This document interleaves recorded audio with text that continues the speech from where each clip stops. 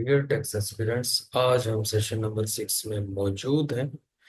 Lecture number 5 में हम क्या करने की कोशिश कर रहे थे, हमने उसमें एफबीआर के क्रैक डाउन को जो है खसूसन डिस्कस करने की कोशिश की थी। और फिर ऐसा भी हुआ कि हमने न्यू फाइलर्स और एक अजीब सी चीज सुनने में लगी थी कि ओल्ड फाइलर्स ये कौन लोग हैं, हमने इनके बारे में जानने की कोशिश की थी। आखिर कौन से ये खुश नसीब लोग थे जिनके बारे में हमने बताया कि इन पर खास खुसूसी फजलो करम है एफबीआर का कि ये लोग फाइलर हैं और लोग फाइलर होना चाहते हैं, और ये फाइलर है और इनको पता भी नहीं है ये फाइलर है।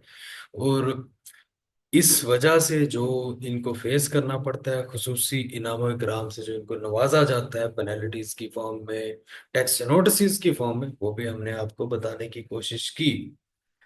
एंड इसके अलावा जो है हमने एक नन्ना मुन्ना सा करप्शन स्कैंडल भी, जो कि एक नन्ना मुन्ना सा तो नहीं है, बहुत बड़ा करप्शन है वो। और उसको भी हमने लैंड रिकॉर्ड के अंदर जो हो रहा है प्रॉपर्टी ट्रांसफर के नाम पर, और फाइलर और ओल्ड फाइलर्स जो जनरेट हो रहे हैं, ओल्ड फाइलर की जो फैक्ट्री है वो लैंड रिकॉर्ड का ऑफिस है, ये बताने की मैंने आपको कोशिश की थी।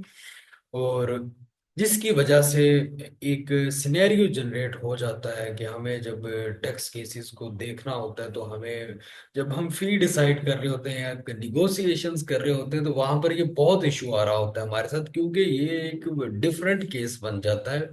दो तरह का इसके अंदर डिवीजन हो जाती है, पहले तो हमने उसको रिकवर करना होता है एंड देन फिर आगे फर्दर प्रोसीड। इसके ऊपर मैं जो है नेक्स्ट किसी सेशन के अंदर जो है ओल्ड फाइलर की जो है आपको केस टेकिंग के ऊपर बताऊंगा कि हमने उनको कैसे उनका केस जो है रिकवर करना होता है, और फिर उसके आगे कैसे कार्रवाई स्टार्ट होती है, तो वो हम उस पर बात करेंगे। अच्छा जी, तो हम ये सेशन 5 में ये चीजें हमारी हो रही थी। आज आज जो होने जा रहा है, इससे पहले पहले तो ये जो है, ये क्या सामने है इसको हटाने की कोशिश करते हैं। इसके लिए माजरत, ये मौसूफ ज्यादा देर तक स्क्रीन पर नहीं रहने चाहिए। अच्छा जी, आगे आ जाते हैं। मैं ये कहना चाह रहा था कि बहुत सारे स्टूडेंट्स जो हैं काफ़ी डेडिकेशन के साथ जो है इसके ऊपर काम कर रहे हैं, और बहुत अच्छा लगता है आपकी क्यूरीज, आपकी जो आंसर्स हैं, फिर आप आंसर्स भी बहुत अच्छे करते हैं जो मैं आपको क्वेश्चंस करता हूँ। जो ये उन लोग स्टूडेंट्स की बात हो रही है, आप लोग कंफ्यूज हो रहे होंगे ये क्या हो रहा है। ये कुछ नहीं हो रहा, ये वो स्टूडेंट्स की मैं बात कर रहा हूँ जो डेली बेसिस के ऊपर है क्यूरीज सबमिट करते हैं एंड जानने की कोशिश करते हैं लेक्चर के अंदर से भी, और वैसे भी रोजमर्रा की जो वो डेली टास्क अपने परफॉर्म करते हैं। मैंने आपको बताया कि प्रैक्टिकली यूटिलाइजिंग जो है ना, वो डिपेंड करेगी आपका नॉलेज कैसे इनहेंस होगा प्रैक्टिकली जब आप इन चीजों को इस्तेमाल करेंगे। मैंने तो यहाँ तक कहा है कि आप जरूरी नहीं है कि आप क्लाइंट्स पर ही काम कर रहे हो, या आप जरूरी नहीं है कि क्लाइंट मिल गया तो आपने उसको छोड़ना नहीं है। जस्ट आप अपनी कम्युनिकेशन के टेस्ट करें, कोई मसला नहीं है। 25 करोड़ पाकिस्तानी इस मुल्क में रहते हैं और सभी को जरूरत है जो भी रिसेंट क्रैकडाउन एफबीआर की तरफ से जारी होने वाले हैं। और सिर्फ वही लोग बच पाएंगे जिनका एल्गोरिदम में, जो एफबीआर का जो एल्गोरिदम है उसके अंदर उनका सीएनआईसी नहीं आएगा, उनको मैसेज नहीं आएगा, वही बच पाएंगे। और मोस्टली ये वही लोग होंगे जो नए नए 18 साल के हो रहे होंगे, या फिर ये वो पाकिस्तानी होंगे जो खुशकिस्मत होंगे जो इस क्रैकडाउन का हिस्सा नहीं। मोस्टली ये स्टूडेंट कम्युनिटी ही होगी जो इससे फैज याब हो रही होगी, बाकी पाकिस्तानी इसकी जद में होंगे। तो कहने का मकसद ये है कि मैं उन स्टूडेंट्स को अप्रिशिएट करता हूँ। ड्यूरिंग क्लास उनको अप्रिशिएट करने का मकसद ये है कि ताकि उनको हौसला अफजाई हो, वो काफ़ी अच्छा काम कर रहे हैं और मुझे भी उनसे सीखने को बहुत कुछ मिलता है। और कई चीजें ऐसी हैं जो मैं उनके मशवरे से यहाँ पर ऐड कर, वो बहुत सारे स्टूडेंट्स हैं उनको मैं अप्रिशिएट करता रहूंगा। आप अपना काम ऐसे ही जारी रखें। हाँ वेल, होने क्या जा रहा है, आज क्या होने जा रहा है। आज हम कुछ सैर करने जा रहे हैं ऐसी जमीनों पर, ऐसी सरजमीनों पर जहां पर रहने वाले लोग हैं तो पाकिस्तानी, और काफी हजारों मील दूर भी ऐसे पाकिस्तानी पाए जाते हैं। और लेकिन उनके दिल, उनका दिमाग पाकिस्तान में मौजूद रहता है, और हमारे से ज्यादा बात दफा वो अपडेट रहते हैं पाकिस्तान के बारे में। हम, जी हाँ, आप ठीक सोच रहे हैं, हम बात कर रहे हैं ओवरसीज पाकिस्तानीज की। ओवरसीज पाकिस्तानी जो एक पाकिस्तान की मईशत में एक बैकबोन की हैसियत रखते हैं। और जो उनकी कोशिशें हैं पाकिस्तान इकोनॉमी को स्ट्रेंथन करने के लिए, हम उससे फायदा नहीं उठा पाते बेसिकली। और हमारा जो स्टेट बैंक के रिजर्व्स हैं, उन्हीं की बदौलत जो है स्ट्रेंथन होने की कोशिशों में रहते हैं। But due to ongoing circumstances, you all knew about that what happening in our country, जिसकी वजह से हम इनका फायदा नहीं उठा पाते, इनका ट्रस्ट नहीं जीत पाता कोई भी। तो ये फिर जब ट्रस्ट नहीं होता तो इन्वेस्टमेंट नहीं होती, इन्वेस्टमेंट नहीं होगा तो स्टेट बैंक के रिजर्व्स भी फिर जैसे हैं। फिर आपको पता है कि हम छोटे छोटे कर्जों के लिए कैसे पाकिस्तानी आवाम को बिजली के बिलों पे और आईएमएफ के प्रेशर्स के ऊपर हम कितनी हैवी टैक्सेशन हम जो है बेसिकली जो दो आइटम्स पाकिस्तानी यूज करते हैं, बिजली और पेट्रोल, इनके ऊपर हम फेस कर रहे हैं। बाकी तो डायरेक्ट टैक्सेस हैं, ये डायरेक्ट टैक्सेस जो हमारे जा रहे हैं, तो ये की बात कर रहा था मैं। हम बात कर रहे थे ओवरसीज कम्युनिटी की। उससे पहले मैं थोड़ा सा आपको ओवरसीज की तरफ जाने से पहले ये एक चीज जो आपकी स्क्रीन पर नजर आ रही है, ये आपको जानना होगी, टैक्स ईयर क्या होता है। टैक्स ईयर जो है जुलाई से स्टार्ट होता है, 1 जुलाई से स्टार्ट होकर ये जाता है 30 जून तक। और टैक्स ईयर जो है इसका जानना इसलिए जरूरी है कि क्योंकि टैक्सेशन इसकी बेस पे हो रही होती है। और ये मैंने आज ही क्यों बयान किया, बाकी केसेस में क्यों नहीं बयान किया, इसकी भी एक खास शान नजूल है। उस शान नजूल की वजह ये दो चीजें हैं, रेजिडेंट और नॉन रेजिडेंट। पहले हमने देखा कि टैक्स ईयर क्या होता है। जुलाई से जून जो है ये हमारा टैक्स ईयर होता है, 1 जुलाई से 30 जून। और जो जून होता है, जहां पर 30 जून एंड हो रहा होता है जिस ईयर में, जैसे कि अभी 30 जून एंड हुआ 2024 में, तो टैक्स ईयर 2024 एंड हो चुका है और जिसकी टैक्स रिटर्न्स अभी तक जारी हैं। और अभी भी एक्सटेंशन मिलने से 31 अक्टूबर तक डेट जा चुकी है। एंड अभी जो टैक्स ईयर ऑन गोइंग है जिसकी रिटर्न नेक्स्ट ईयर सबमिट होंगी जून के बाद, तो इट मींस के नेक्स्ट जून कब आने वाला है, जून 2025 में। और इट मींस कि अभी जो हमारा टैक्स ईयर है 2025 स्टार्ट हो चुका है। और ये 2025 का जो हमारा टैक्स ईयर है 1 जुलाई से स्टार्ट हो गया था और 30 जून को एंड होगा। तो इट मींस के 6 महीने इसके जो है बनते हैं 2024 में, और 6 महीने तकरीबन बनते हैं 2025 में। ये चीजें बताने की जरूरत क्यों थी कि एक पाकिस्तानी जो पाकिस्तान में रहते हैं उन वो तो हैं ही रेजिडेंट पाकिस्तानी। रेजिडेंट से मुराद यहाँ पर हम नेशनैलिटी की बात नहीं कर रहे, यहाँ पर हम बात कर रहे हैं कि किसी भी इंसान का यहाँ पर स्टे अगर 183 डेज 183 दिन से अगर ज्यादा हो जाता है या 183 दिन पूरे हो जाते हैं, तो वो रेजिडेंट है। चाहे वो नेशनल है या नहीं, वो बात की बात है। बट अगर वो पाकिस्तान में इतने दिन रुक जाता है तो वो रेजिडेंट पाकिस्तानी है। और इसके अलावा अगर अदर केस देखा जाए जो यहाँ नहीं रुकते 183 डेज से ज्यादा, वो नॉन रेजिडेंट। अब यहाँ पर आप प्लीज ऐसा कोई क्वेश्चन नहीं होना चाहिए कि अमेरिकी सफीर जो है वो यहाँ पर 150 दिन रुके तो क्या वो रेजिडेंट है कि नॉन रेजिडेंट है, डिप्लोमेट्स पे क्या होगा। देखिए हम बात कर रहे हैं पब्लिक टैक्स इश्यूज की भैया। यहाँ पर कोई चाइनीज एम्बेसडर की टैक्स रिटर्न हम नहीं फाइल करने वाले। हम बात कर रहे हैं यहाँ पर लोकल कम्युनिटी के ऊपर। लोकल लोग ही आपसे इंटरेक्शन करेंगे ना। तो यहाँ पर आप कोई टूरिस्ट आया हुआ तो आपसे टैक्स रिटर्न नहीं फाइल करवा रहा होगा, तो प्लीज आप ओवर थिंकिंग की तरफ मत जाएं। यहाँ पर समझने की कोशिश करें कि यहाँ पर हम बात क्या कर रहे हैं। रेजिडेंट और non resident in context of Pakistani देखें और पब्लिक इश्यूज को देखते हुए देखें कि यहाँ हम पब्लिक की बात कर रहे हैं। ये मत सोचे कि चाइनीज इन्वेस्टर का क्या यहाँ पर टैक्सेशन होगी या अमेरिकी सफीर की, प्लीज उनको छोड़ दें। आ, अच्छा जी। तो रेजिडेंट एंड नॉन रेजिडेंट हम यहाँ पर बात करेंगे कि यहाँ पर यूएई में रहने वाले पाकिस्तानी जो है खुसूसी तौर पे देखें कि उनका आना जाना पाकिस्तान में ज्यादा होता है। और वो पाकिस्तान में आ रहे हैं, बट वो 183 डेज यहाँ पर स्टे नहीं कर रहे होते। उनका stay normally 80 days 90 days, maximum 100 days हो जाता होगा पाकिस्तान के अंदर, तो वो नॉन रेजिडेंट ही होते हैं। और इसके अलावा जो यूरोप या कनाडा अमेरिका की तरफ रहने वाले पाकिस्तानी, वो तो पाकिस्तान आते ही 2 2 3 3 साल बाद, अगर फिर भी अंदर आते रहते हैं तो देखें तकरीबन वो भी नॉन रेजिडेंट ही हैं। और अब यहाँ पर एक नया एक और चीज बता देते हैं कि ओवरसीज होते हुए आप पाकिस्तान में भी रेजिडेंट हो जाते हैं, वो कैसे?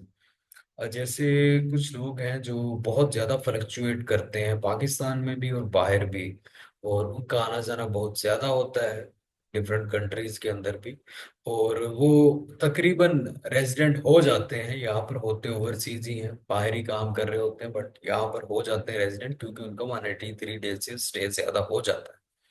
तो फिर ये क्यों, हम क्यों बार बार ये टैक्सियर और रेजिडेंट नॉन रेजिडेंट, क्यों हम इनको बार बार, ये क्या बातें होने लगी है इसके अंदर, चाइनीज सफीर को भी हमने ऐड कर दिया हुआ, तो ये क्यों, क्या होने क्या जा रहा है, क्यों रेजिडेंट और नॉन रेजिडेंट की इतनी इंपॉर्टेंस क्यों? भैया टैक्सेशन की वजह से। रेजिडेंट की टैक्सेशन थोड़ा सा जो है वो पाकिस्तानियों की तरह की टैक्सेशन है, और नॉन रेजिडेंट की टैक्सेशन जो है वो और तरह की, हम उस पर बात करेंगे कि रेजिडेंट और नॉन रेजिडेंट की टैक्सेशन में क्या फर्क है, और इनको क्या टैक्स बेनिफिट्स हैं अगर वो नॉन रेजिडेंट हो जाते हैं, वो अपना स्टे इनहेंस कर लेते हैं बाहर, तो क्या फायदे हो जाते हैं उनको।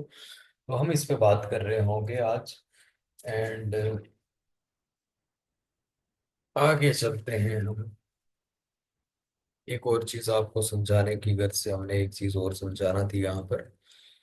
ये चीज, ये गौर से देखिएगा, आपकी स्क्रीन पर मौजूद है दो चीजें, foreign remittance and foreign income. ये क्या है?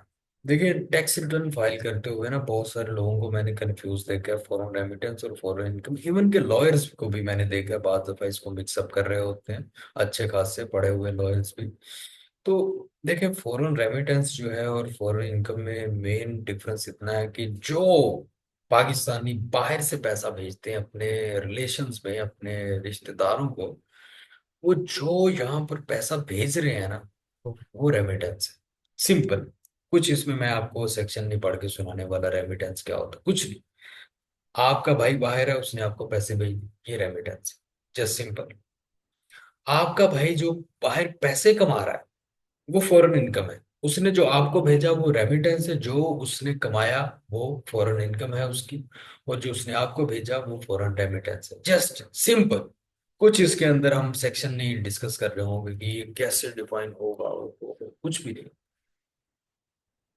अब समझ आया? जिस दस जस्ट समझाने के लिए सिर्फ इतना है कि इन दोनों में थोड़ा सा फर्क है। रेमिटेंस जो है टोटली टैक्स से एग्जाम्प्ट है, उसको कोई टैक्स नहीं। फॉरेन इनकम के ऊपर being a resident Pakistani tax है, नॉन रेजिडेंट पे टैक्स नहीं। हम इस पे बात करते हैं। रेमिटेंस समझ लें कि इस पे कोई टैक्स नहीं होता। अब ये एक तो हमने ये भी देख लिया, रेजिडेंट नॉन रेजिडेंट, अच्छा जी। टैक्सियर भी समझने की कोशिश कर ली, गुड हो गया। अच्छा, नीचे क्या, ओहो ये क्या हो रहा है? अच्छा, पहले हम ना ओवरसीज कम्युनिटी के साथ जो मेरे इंटरेक्शंस होते हैं उसके अंदर, जो मोस्टली जो है ओवरसीज कम्युनिटी के साथ मेरे जूम सेशंस होते रहते हैं, तो मैं आपको बताता हूँ कि मोस्टली पूछे जाने सवालात क्या होते हैं जो वो पूछते हैं। पहले हम नीचे से स्टार्ट करते हैं कि व्हाई वी रजिस्टर।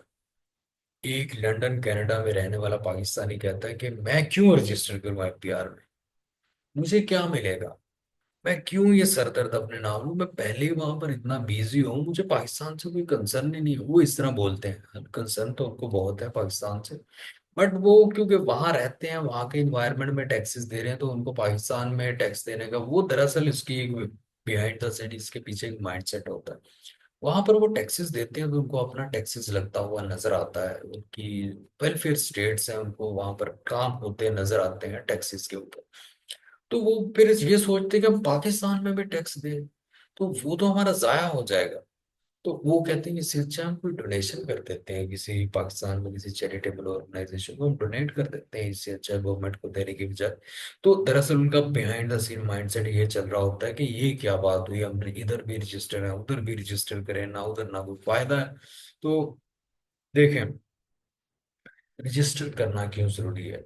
मैं यहाँ पर बात करूंगा कि जो जो ऐसे पाकिस्तानी, जो 70% के करीब ऐसे पाकिस्तानी हैं जिनकी टोटल इंटरेस्ट पाकिस्तान के अंदर है, उनके स्टेट्स पाकिस्तान के अंदर है, चाहे वो बाहर रह रहे हैं, उनके यहाँ पर इनकम सोर्सेज हैं, उनकी फैमिलीज यहाँ पर हैं, और कुछ पाकिस्तानी हैं जो 20 to 25% है जो अदर नेशनलिटीज ले चुके हैं और उनका कोई कंसर्न पाकिस्तान में नहीं, ना वो यहाँ आते हैं, ना उनकी फैमिलीज यहाँ पर है, ना उनके यहाँ बिजनेसेस है।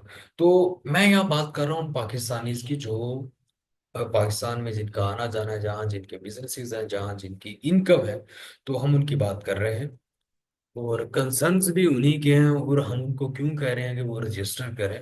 तो जो एक पाकिस्तानी है जो 10-12 साल से या 20 साल से पाकिस्तान ही नहीं आया, तो उसको कैसे सेटिस्फाई करेंगे वो एफबीआर रजिस्टर, क्योंकि उसने अगले 10 साल भी पाकिस्तान नहीं आना, और ना ही वो यहाँ पर कोई इन्वेस्टमेंट करने का इरादा रखते, तो हम उसको ये मशवरा नहीं देते। अच्छा जी, जो यहाँ पर मोस्टली ट्रैवल करते हैं, जो यहाँ के रिहायशी पाकिस्तानी हैं, जहाँ जिनकी फैमिलीज हैं, तो हम उनको कहते हैं वो रजिस्टर करें। तो वो रजिस्टर करेंगे तो उनको क्या बेनिफिट्स मिलेंगे। अगर वो रजिस्टर करते हैं ना यहाँ पर, तो देखें उनको जो मोस्टली बेनिफिट्स मिलने वाले हैं ना, तो देखें एक तो उनकी जो अपनी फॉरेन इनकम है उनकी, अगर वो नॉन रेजिडेंट है तो बिल्कुल वो उनकी इनकम हो जाती है एग्जाम। तो दूसरा ये होता है कि अगर वो यहाँ पर रजिस्टर करते हैं ना, तो उनको एडजस्टेबल टैक्सेस बहुत ज्यादा मिल जाते हैं उनके बिजनेसेस के ऊपर। देखें एक ओवरसीज पाकिस्तानी वो पैसा कमा रहा है, तो वो रख तो नहीं ना रहा। पाकिस्तान में लाजमी बात है उसका सेविंग अकाउंट होगा जिसपे वो इंटरेस्ट कमा रहा होगा, उसकी लाजमी प्रॉपर्टी होगी जिसपे वो रेंट ले रहा होगा, उसका कोई ना कोई बिजनेस होगा जिसमें उसकी पार्टनरशिप चल रही होगी, एंड इसके अलावा वो प्रॉपर्टी टैक्सेस भी पे कर रहा होगा, बिजली के बिल, पीटीसीएल, ये एडजस्टेबल टैक्सेस। मैं आपको एक डिटेल लेक्चर में ये भी समझाऊंगा ये क्या चीजें हैं। बट यहाँ पर एक मैं जस्ट जनरल बात ये करना चाह रहा हूँ कि वो जब इतने स्टेट्स के साथ पाकिस्तान में काम कर रहा है, तो व्हाई नॉट वो इन चीजों में बेनिफिट लेने के लिए, रिलीफ लेने के लिए फाइलर हो जाए, और बहुत सारे एडजस्टेबल टैक्सेस उसको मिल जाएं, और उसको टैक्सेस का जो सामना है वो कम हो जाए, उसको ह्यूज टैक्सेशन से बच जाए। मैं एग्जांपल देता हूँ कि एक ओवरसीज पाकिस्तानी उसने इन्वेस्टमेंट की बैंक के अंदर, सेविंग अकाउंट के अंदर, उसको फर्ज करें 1 लाख रुपया मिला मंथली बेस पे। तो 1 लाख उसको मिला, तो उसको बीइंग अ नॉन फाइलर मिलेगा अबाउट 35% कट लगने के बाद। इट मीन्स कि 35,000 उसका जाया हो गया, और अगर वो फाइलर हो जाता है तो 15,000 की डिडक्शन होगी उसकी, और उसको 85,000 मिलेगा। तो ये चीजें हैं कि एक नॉन फाइलर को जो फेस करनी पड़ती हैं, तो इसलिए हम उसको कहते हैं भैया आप ओवरसीज हैं जरूर हैं, बट ये देखें ना पाकिस्तान में भी आपके साथ क्या सलूक हो रहा है, तो इसको भी देखें, रजिस्टर करना बहुत जरूरी है। अच्छा, कुछ लोग कहते हैं हमने ये एहसान तो कर दिया कि हम रजिस्टर हो गए पाकिस्तान के ऊपर, हमने ये बहुत एक बहुत बड़ा काम कर दिया। तो हम उनको ये कहते हैं आपने रजिस्टर करने का बहुत शुक्रिया आपका, आपका ये एहसान जो है कौम याद रखेगी, लेकिन कुछ चीजें आपने भी याद रखनी। आपने रजिस्टर कर दिया, अब इस चीज को आपने भी नहीं भूलना, हम तो याद रखेंगे। हम बहुत अच्छा याद रखते हैं, और अगर वो भूल जाते हैं टैक्स रिटर्न फाइल करना रजिस्टर होने के बाद, तो हम उनको टैक्स नोटिस भी भेजते हैं, अगर वो उसका जवाब नहीं देते तो हम उनको पेनल्टीज भी फॉरवर्ड करते हैं। तो ये हमसे मुराद, मैं एफपीआर की बात कर रहा हूँ कि वो फिर आगे इस तरह का उनके पास तो फिर तरीके मौजूद हैं, तो फिर इसलिए उनको टैक्स रिटर्न भी फाइल करनी पड़ती। वाई भी फाइल टैक्स रिटर्न, हम क्यों टैक्स रिटर्न फाइल करें, ये क्यों। देखिए टैक्स रिटर्न फाइल करेंगे तो आपका स्टेटस एक्टिव रहेगा, आप एक्टिव फाइलर रहेंगे, और एक अच्छे नागरिक के तौर पर जाने जाएंगे। एफपीआर की एक्टिव टैक्स पेयर लिस्ट में आपका नाम जो है एक सुनहरी हरूफ में लिखा जा चुका होगा। तो ये चीजें इसलिए जरूरी है कि आपने बेनिफिट्स अगर लेने हैं, तो फिर ये प्लीज आपके लिए जरूरी है कि आप इन चीजों को, प्रोटोकॉल्स को फॉलो करें। अब कुछ उनके शुक्र को शुभात पे आ जाते हैं। वो कहते हैं कि हमारा बैंक बैलेंस तो डिस्टर्ब नहीं होगा इससे, क्योंकि ओवरसीज पाकिस्तान इसका मोस्टली पैसा ज्यादा होता है, एक आम सा वर्कर भी हो तो 2-3 लाख तो वो भी कमा ही रहा होता है। तो वो समझता है कि मेरे बैंक में मंथली बेसिस पे 2 लाख आ रहा है, ये मैं एक नॉर्मल वर्कर की बात कर रहा हूँ। इसके अलावा जो हैंडसम अर्निंग जो है, एक एवरेज पाकिस्तानी 5-6 लाख तो ओवरसीज कमा ही रहा होता है। तो वो सोचता है यार मैं 5 लाख कमा रहा हूँ, बैंक में भी जा रहा है, मैं फाइलर हो जाता हूँ, टैक्स रिटर्न फाइल करता हूँ, मेरा पैसा तो एफपीआर को पता चल जाएगा, और मेरे पास तो पैसा बहुत ज्यादा है। तो उसके साथ जो है मुझे टैक्सेस का सामना, वो दरअसल सोच ये होती है कि ज्यादा बैंक बैलेंस है तो मुझे एफबीआर की अगर ज्यादा टैक्स दो, हालांकि ऐसी सोच का मैं पहले भी जवाब दे चुका हूँ। एफपीआर को आपके एसेट से, आपके बैंक बैलेंस से कोई कंसर्न नहीं है, उनको आपकी सालाना इनकम से कंसर्न है, जो आपकी एक राउंड अबाउट इनकम बन जाती है, जो एक्सपेंसेस माइनस होने के बाद। बिजनेस के केस में जो बिजनेस एक्सपेंस और सैलरी के केस में कोई एक्सपेंस नहीं होता, तो वो माइनस होने के बाद जो आपकी वर्थ होती है उसके ऊपर एफपीआर टैक्स। और नॉन रेजिडेंट या ओवरसीज पाकिस्तानी जो है, अगर वो रेजिडेंट भी है, तो मैं इसकी अब टैक्सेशन आपको डिस्कस करता हूँ। बट यहाँ पर मैं कह रहा हूँ कि बैंक बैलेंस से एफपीआर का कोई कंसर्न नहीं है, प्रॉपर्टी से आपके एफपीआर का कोई कंसर्न नहीं है। एक्साइज को कंसर्न है कि वो आपको प्रॉपर्टी टैक्स का नोटिस हर साल भेजते हैं, वो आपने पे करना है, वो हम आपको एडजस्ट करवा के देंगे आपकी टैक्स रिटर्न में, तो ये चीजें आप देखें। हाँ, इसके अलावा वो सोचते हैं कि हमें ह्यूज टैक्सेस का सामना करना पड़ सकता है। ये एक माइंड सेट है, जस्ट एक डर है एफपीआर का, क्योंकि कोई ब्रांड एम्बेसडर अच्छा सा नहीं है एफपीआर का। तो ये शकूक व शुबहात डर मौजूद रहेंगे जब तक हम उनको अच्छे से गाइड नहीं करते। और ऊपर से लॉयर्स भी अपने पैसे बनाने के चक्कर में जो है कुछ प्रोफेशनलिज्म जो नहीं होती जिनमें, ऐसी हरकतें करती, लोगों को डराते हैं, जिससे एक खौफ की फिजा कायम रहती है और बिजनेस भी फ्लरिश करता रहता है लोगों का। एंड जो अभी जो हम जिन पाकिस्तानियों को डिस्कस कर ही रहे हैं कि ये पाकिस्तान में इनके स्टेक्स हैं, इनके बिजनेसेस भी हैं और इनकी फैमिलीज भी यहाँ पर मौजूद हैं, तो जरूरी बात है कि ये पाकिस्तान आते भी होंगे। तो अब जब ये 15 अक्टूबर के बाद से पाकिस्तान आएंगे तो वापस नहीं जा सकेंगे, क्योंकि प्यार ही इतना है प्यार को इनसे कि आप इतना हमारी सेवा करते हैं, तो हमारा भी हक है आपकी सेवा करना। तो सेवा के तौर पे जो लोग नॉन फाइलर्स होंगे उनको रोक लिया जाएगा उनकी खातिरदारी के लिए, और उनको कहा जाएगा भैया आप फाइलर हो जाए, फिर आप ट्रैवल कर सकते हैं। तो ये थी हल्की फुल्की सी ट्रांजैक्शंस जिसके ऊपर हम बात कर रहे थे। अब आ जाते हैं नॉन रेजिडेंट की टैक्सेशन के ऊपर। देखिए, मैंने बताया कि फॉरेन सोर्स जो ये नॉन रेजिडेंट पाकिस्तान से बाहर जितना पैसा कमाते हैं वो इन पे कोई टैक्स नहीं होता। नॉन रेजिडेंट के ऊपर जो 183 डेज पाकिस्तान में नहीं ठहरा, ये जहन में रखना है। एंड पाकिस्तान सोर्स जो इनकम है इनकी वो टैक्सेबल है, जैसे बिजनेस टैक्स रिटर्न होती है, जो हमने बिजनेस कम्युनिटी को डिस्कस किया, 6 लाख से ऊपर इनकम टैक्सेबल होती है। तो वो सेम सलूक पाकिस्तान में जो ये कमा रहे हैं उस पर लगेगा। और जो पाकिस्तान में जो इनकम कमा रहे हैं उसके ऊपर इनको बेनिफिट्स मिलेंगे एडजस्टेबल टैक्सेस के फॉर्म में। ये जो, क्योंकि बीइंग अ फाइलर और टैक्स रिटर्न जब फाइल करेंगे तो जो इनका टैक्स लमसम बन रहा होगा उसके ऊपर, जो मैंने आपको बताया कि बीइंग अ नॉन रेजिडेंट ये कोई आम हल्के फुल्के बैठने वाले लोग तो है नहीं, गाड़ी लेंगे, प्रॉपर्टी लेंगे, बेचेंगे, खरीदेंगे, तो ये चैन से नहीं बैठेंगे। तो जब ऐसे ये काम करेंगे तो एक एडजस्टेबल टैक्सेस इनके बहुत ज्यादा हो जाएंगे, जो एक एफपीआर को देने की बजाय इनका एफपीआर की तरफ रिफंड बन रहा होगा। तो ये चीजें होती हैं। तो हम इसको मजीद जो है, जब हम टैक्स रिटर्न के ऊपर जब हम बात कर रहे होंगे ऑफिशियली, तो हम इसको वहां पर भी देख रहे होंगे कि हम टैक्स रिटर्न कैसे फाइल कर रहे होंगे। तो यहाँ पर आप एक चीज समझ लें कि एक नॉन रेजिडेंट पाकिस्तानी आप उसको कैसे सेटिस्फाई कर सकते हैं, उसकी इनकम पाकिस्तान में और बाहर जो है। और जब मैं एडजस्टेबल टैक्सेस आपको करवाऊंगा तो आपको भरपूर समझ आ जाएगी कि एक पाकिस्तानी को एडजस्टेबल टैक्सेस कौन कौन से देना पड़ते हैं। सिंपल यहाँ पर आप देख लें, एडजस्टेबल टैक्सेस के अंदर जहन में अभी हल्का फुल्का सा रख लें, बिजली पे, पीटीसीएल पे, मोबाइल रिचार्ज के ऊपर भी, इसके अलावा प्रॉपर्टी सेल परचेज के ऊपर भी, प्रॉपर्टी ट्रांसफर के ऊपर भी, गाड़ियों के ऊपर भी, गाड़ियों की जब ये परचेज करते हैं उसके रजिस्ट्रेशन करवाते हैं तब भी। तो ये नन्हे मुन्ने से जो टैक्सेस हैं ये जो पे करते हैं सिवाय सेल्स टैक्स के, जो अब ये ना कि अगर रेस्टोरेंट पे खाना खाया तो वो जीएसटी जो लगता है, नहीं नहीं वो नहीं, उसका यहाँ से कोई ताल्लुक नहीं है। प्लीज ऐसी बात मत कीजिएगा प्लीज। अरे डोंट माइंड, मैं मजाक में कह रहा हूँ कि प्लीज आप बात कर सकते हैं कि सेल्स टैक्स जो है इन्होंने पे किया, तो देखिए वो सेल्स टैक्स जो है वो रिफंडेबल नहीं होता, ना ही एडजस्टेबल होता है।